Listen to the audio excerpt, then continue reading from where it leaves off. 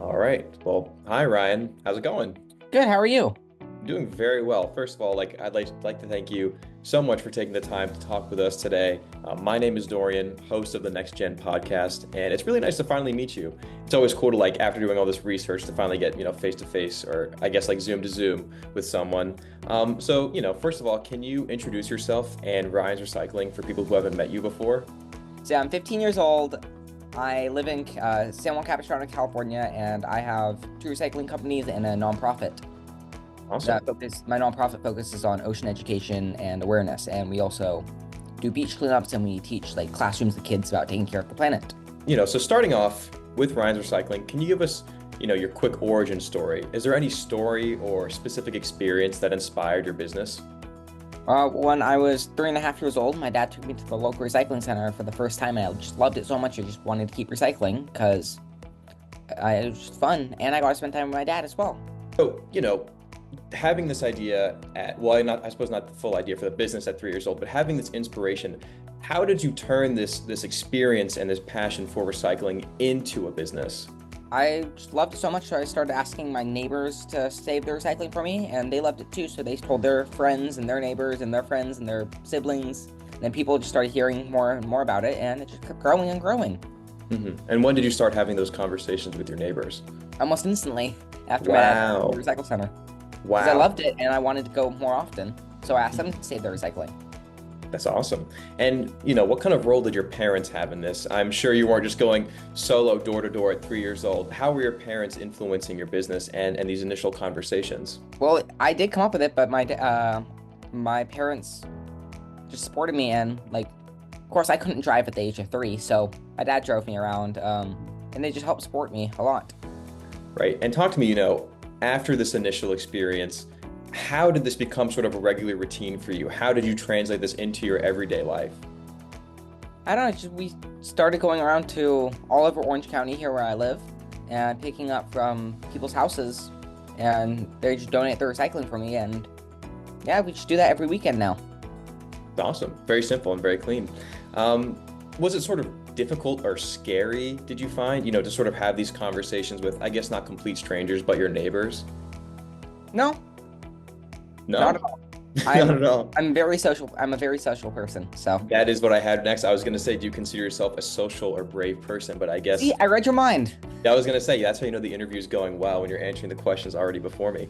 So, you come from this idea and this experience, and it starts off as sort of asking your neighbors and your friends for help in this recycling business. But how did you translate that small hometown business into sort of this, monopoly, I guess is the best word I can come up for it, of recycling? How did you, do the methods of study to increase your grasp of recycling? I don't know. I just kept promoting it and kept working along and just kept trying to recycle as much as I can, and it just kept growing bigger and bigger, Hmm. and more people kept finding out about it. But there must have been some sort of, big break along the way that sort of made you go more than just in your hometown. Were there any experiences like that? When I was 7, when I was little, every time we went to the recycle center, we would post a picture of me with like the amount of money I got. So let's say I got $36, I would spell out $36 in the dollar bills I got, and I would like do like a thumbs up next to it. I hit I was gonna say $10 million, $10,000 recycled when I was how old was I? I was 7, December of 2016. Wait, yeah, I would have been 7, so yeah. And yeah, that post went viral and everyone started learning about me then. Interesting.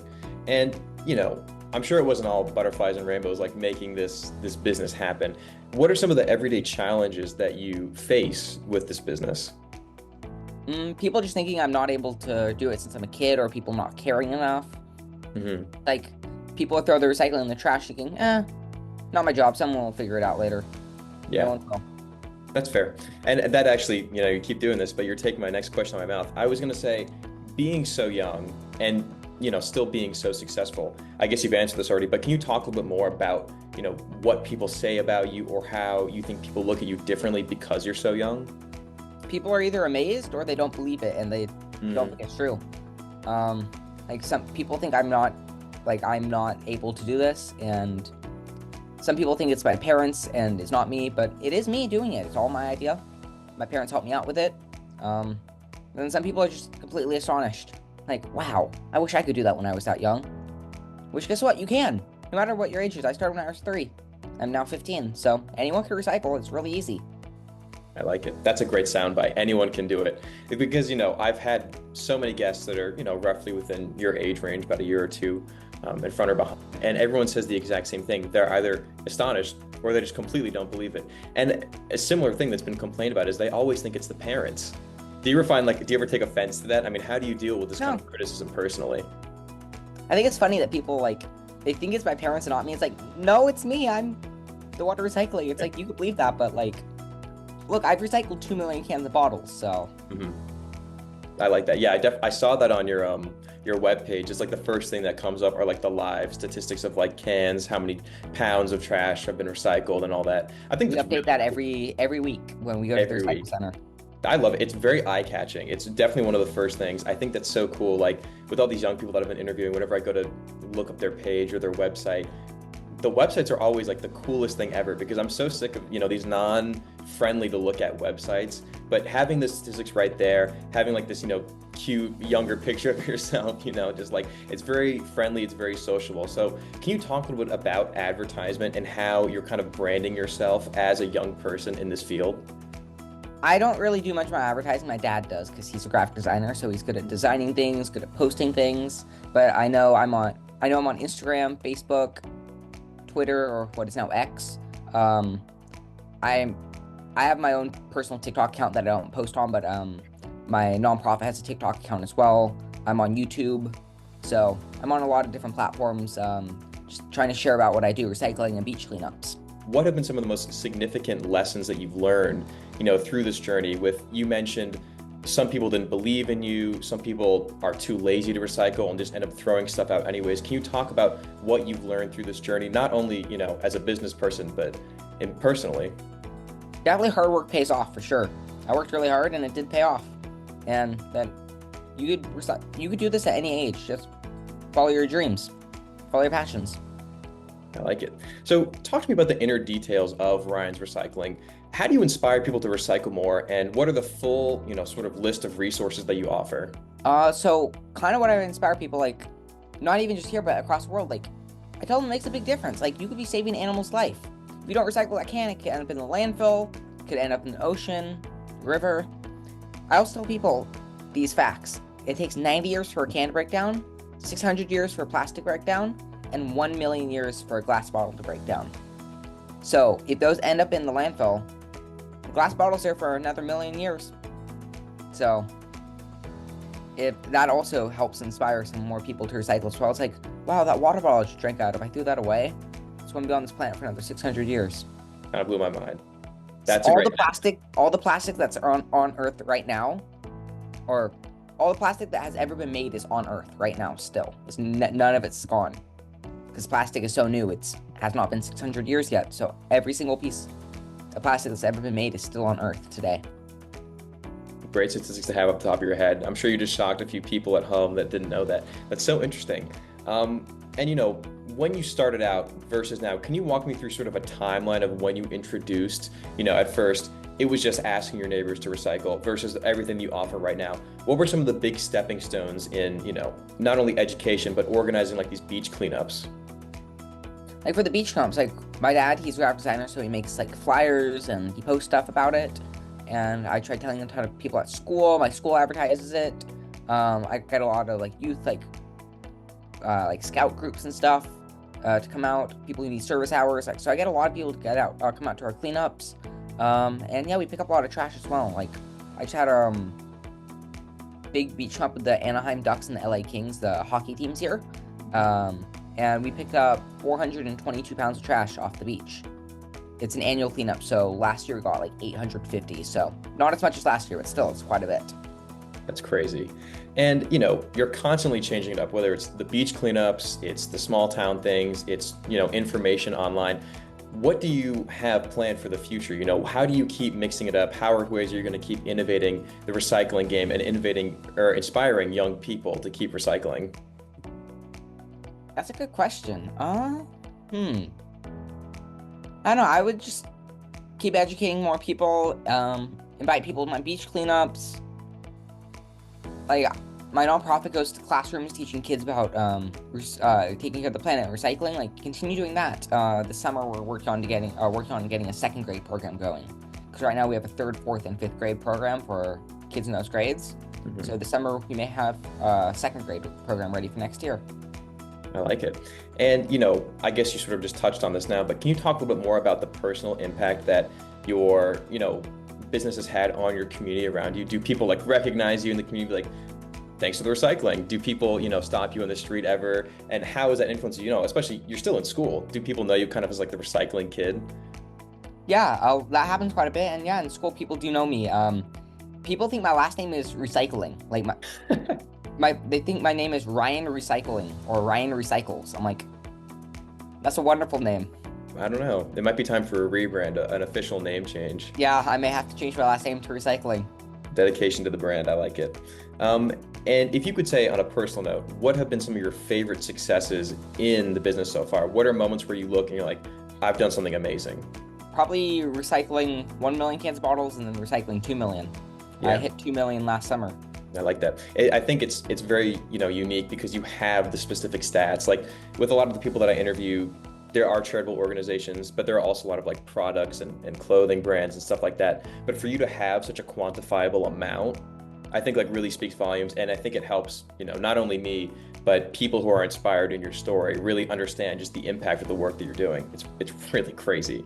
And what advice would you offer, to young entrepreneurs who want to start a business specifically within the recycling or the ecological field?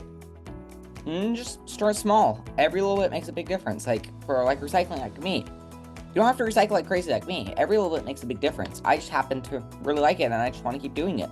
Mm-hmm. Whether it's recycling or just anything at all, just start small. I like it. I like it. And how do you handle, or what would the advice you could offer to people who are handling, setbacks or failures within their business? How can you motivate people to keep going? I just tell people like, I'm a kid and I'm able to do it. So if I'm a kid, you guys can too. I like it. I like the answers. They're very short and sweet. I feel like it's very, very snappy. I like it a lot, right? It seems like it's such a huge part of your business. How do you find it reaching out to these other, I guess I'm curious first to know how much personal reaching out you do versus like, I guess your dad or any other people on your team would do. I mean, with collaboration with these hockey teams, like with, people in the neighborhood, how much does that factor into your business and what do you look for in collaborators? Well, most of the companies actually contact me first. Oh. Like the Ducks, like they came to me. Ducks is our local hockey team. Go Ducks.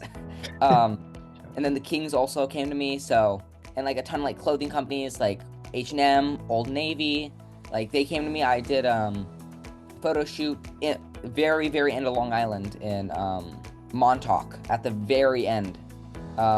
You couldn't go any further in New York. And we did a photo shoot with like a video photo shoot thing with H&M there. I was the Old Navy's head of fun cycling. We filmed that up like North LA.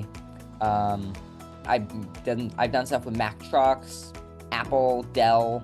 So a lot of companies reach out to me. So balance, being a young entrepreneur with your academic responsibilities and personal life. I know you said you just got home from school and you're hopping on an interview related to your business. So how do you make the time, for your life as a kid and your work life also as a kid? But I usually do my homework first. You have the exception. I usually do homework first and then interviews and stuff, recycling. Like after my homework, we have a couple bags stored at the side of our house of bottles and cans. Right. So yeah, I try doing my homework and school stuff first. I may be missing a day of school in a couple weeks to go on a boat trip with my nonprofit with the AVID class at my school. You do not know what ASB is. Do you know what AVID is? AVID? No. That's like the college prep class. Like both parents can go to college, so like you're going to be the first in that family. Mm-hmm. So like we're taking the all the AVID kids at my school on a boat in the harbor here by my house to learn about like the ocean life and how to keep trash out of the oceans and stuff. So I may go on that boat trip with Avid, just for fun. My history teacher is an Avid teacher, so he's going to be on that boat trip as well. So I'm like, I have history that day, so it's either a sub or I get to be on a boat with my history teacher and learn about the planet. So Are you a big fan of history? Yeah, Or is it history's just, fun, but yeah. I mean, I would love to go on the boat as well. I've only been on the boat trip once, so. And I get to see my history teacher. He's really nice. I've done a beach camp with him before. I feel like I'm going to know the answer to this question, but what is your favorite class that you're taking right now? Math. That is not what I expected. I thought you were going to say something.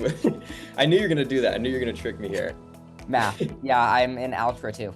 Who are some entrepreneurs or business leaders that inspire you personally?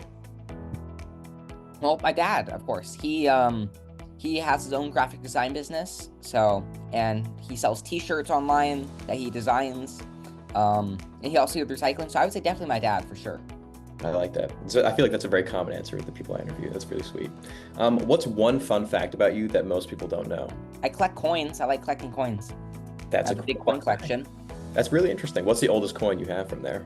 Ooh, I have a British coin from 1799. My oldest U.S. coin is from 1830, I believe. It's a U.S. half dollar.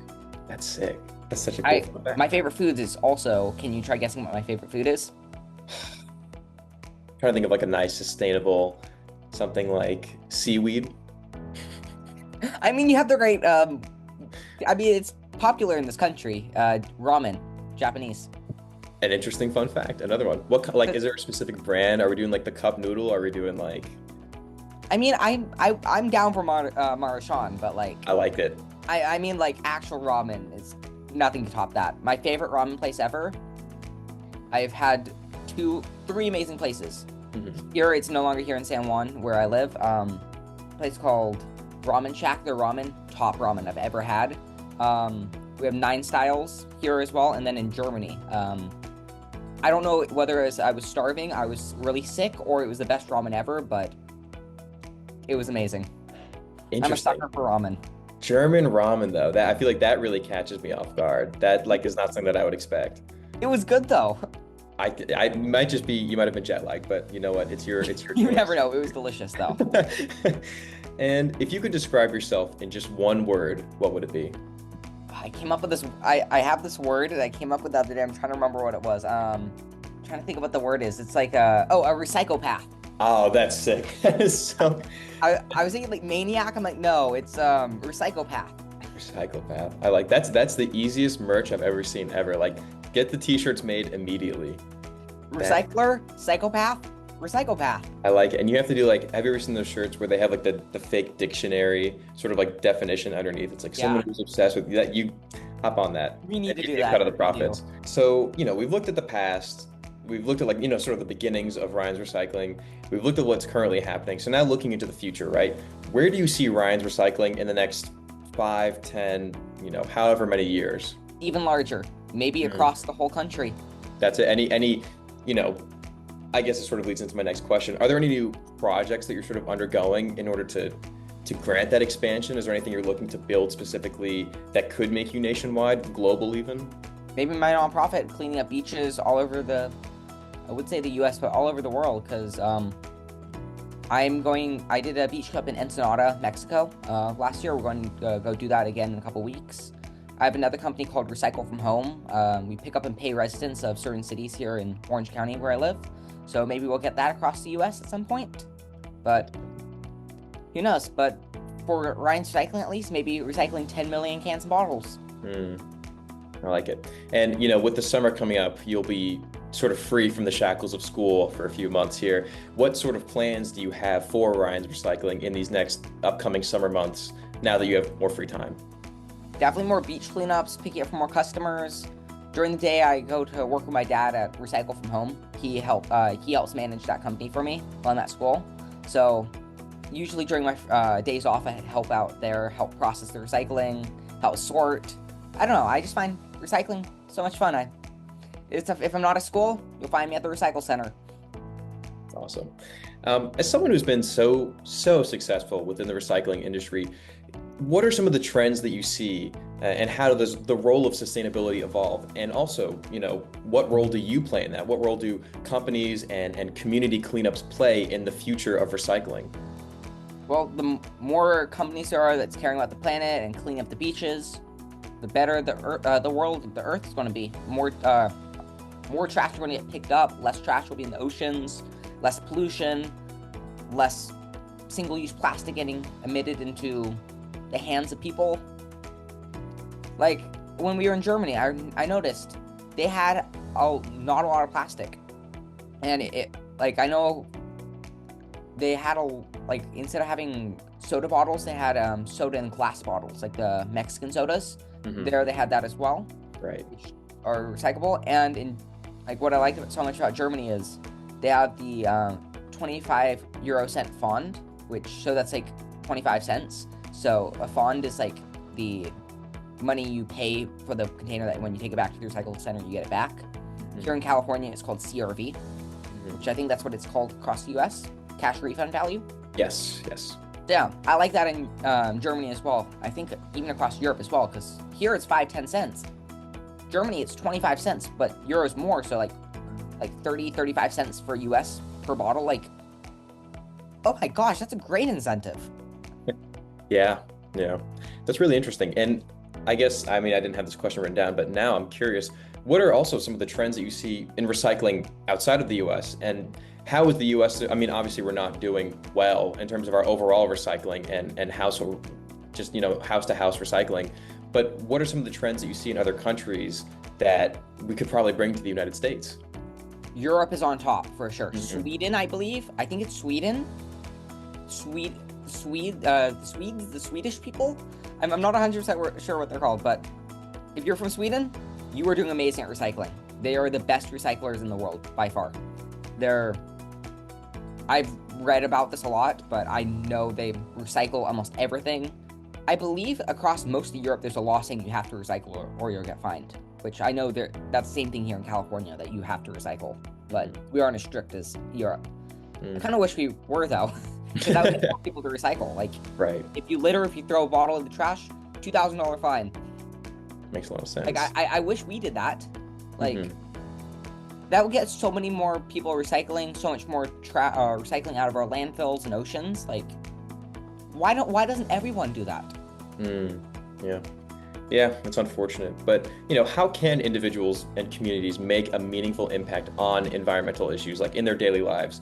I mean, think about things that people are doing on a day-to-day basis that, while they might not consider to be harmful to the environment, can definitely be improved upon. Try using reusable bags next time you're at the grocery store. Like here in California, it's 10 cents. You have to pay 10 cents for a plastic bag at the grocery store. So they try doing that to incentivize people to not get a plastic bag. Use a reusable water bottle instead of a plastic one.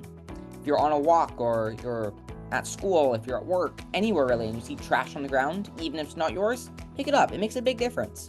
As long as it gets in the right bin. Bottle in the recycle bin, tissue in the trash bin. As long as it gets disposed of properly. I like it. And what is your ultimate, sort of final vision for your brand and entrepreneurship journey? The long term. Being the world leader of recycling. I like to recycle as much as possible, inspiring even more people. I know I'm inspiring lots of people because I get so many emails every day just saying, keep up the good work, you've inspired me. And yeah, I know if those people are inspired, I know I'm inspiring people every day. I like it. That must feel fulfilling to get those those emails. It's good. And here are my fun, last two questions. You've kind of overcome any of the hard thinking ones. So these are my fun last two, like soundbite sort of questions that we can throw. I'm ready. Are there, what is the funniest story regarding business? Is there anything where you can look back on, any cleanups that went wrong, or I don't know, anything of that nature where it's just it was a funny moment? I was on the Ellen show twice. The first time, I threw my mom under the bus for drinking too much wine. Ellen asked what I recycle. I said cans, bottles, glass, and wine bottles because my mom drinks a lot of wine. I feel like my mom showed up to work the day after it aired. A couple weeks later, 18 bottles of wine just sitting on her desk. Oh my God, her friends definitely still bring that up. That is too funny. Yeah. How old were you when you were on the Ellen show that first time? That was 2017, so I would have been 7. That had to have been a great viral clip. I wish I could go back in time and find some sort of Twitter thread about that. I mean, that's got to be hilarious. I gotta look that clip up later. Look up Ryan Hickman, Ellen on YouTube. I've been on it twice, once when I was 7, once when I was 12. Just look for the younger version. Little me. Little one. All right, sounds good. And lastly, I sort of asked this or hinted at it before, but what is your all-time favorite or most fun moment from your career thus far? Probably being able to spend time with my dad every day. I enjoy doing that. Like when we're doing our recycling, I enjoy spending time with him. I like it. Is there any specific, time where you were out where you were really absorbing it and like thinking actively like this is my best time I spent with my dad, or is it kind of just like the everyday, just being able to spend time with your dad and while also contributing to this great cause? I would say every day, but not related to recycling, but I do enjoy spending time with my dad, especially when we go on our road trips every summer. Ooh, where do you guys go? This is going to be our third year doing this. We always go to Kemmerer, Wyoming. Very small town, 3,000 people. We dig for, I was about to say dinosaur fossils, fish fossils. 52 million year old fish fossils. That is interesting. Yeah, we, last year we did that, then went down to visit. Almost my whole family lives in Grand Junction, Colorado. It's really just me, my dad, my mom, and my mom's mom here in California. But, we're going to make a separate trip out to see them in June, and we're going to do a road trip, go up through like camp in like Idaho and Nevada and Oregon this time, go up the coast and back through the coast. Dude, that sounds so fun. And are you like successful in finding these fish fossils? And if so, like what do you do with them afterwards? Oh yeah, the first time we found like 3 small boxes. Last time we found 5 big boxes. They're in our garage right now. We found a big one. It's like the size of a football. We looked it up on eBay. It's like $2,500 each side, I think. It was like the size of a football fish. It was a football fish. It was a big fish, and it was like as wide as a football. I'm like, oh my gosh. The people there said they haven't found a complete one like that in a while. So that's so cool. That is really, you know what? That should have been your fun fact. That is really interesting. That's super, super cool. I've never. The place we go to, the rarest thing they found is a 3-toed horse. Do I know what that is? No, but it sounds cool. That 3-toed horse? Yeah, I could picture it having 3 toes. That is intriguing to me because I can't even think about. Oh, I guess they do have like that split in the hoof. Because I was like, do they even have toes technically? Like, I guess I don't know. So. Yeah, if you look at my Instagram, we have tons of pictures on that. We're editing a video right now from our last trip last summer. So we'll probably have another video and more pictures this July. We're leaving to go there July 9th. So sweet. Yeah, but we'll be in Wyoming mid-July pretty much. So it's gonna be hot. Sweet. I will have to check that out. Well, that's pretty much all I have for you question-wise today. Do you want to do any quick shout-outs or tell us where we can find, some of the resources and websites that are related to the business? Ryan'sRecycling.com, project3r.org, and recyclefromhome.com. All right. Well, thank you so much, Ryan, for taking the time to talk with us today. This was one of my favorite interviews I've done so far. You really kept me on my toes here. I really appreciate, the thoughtfulness and the honesty in your answers. And thank you for everyone who's listening at home for listening to the Next Gen podcast.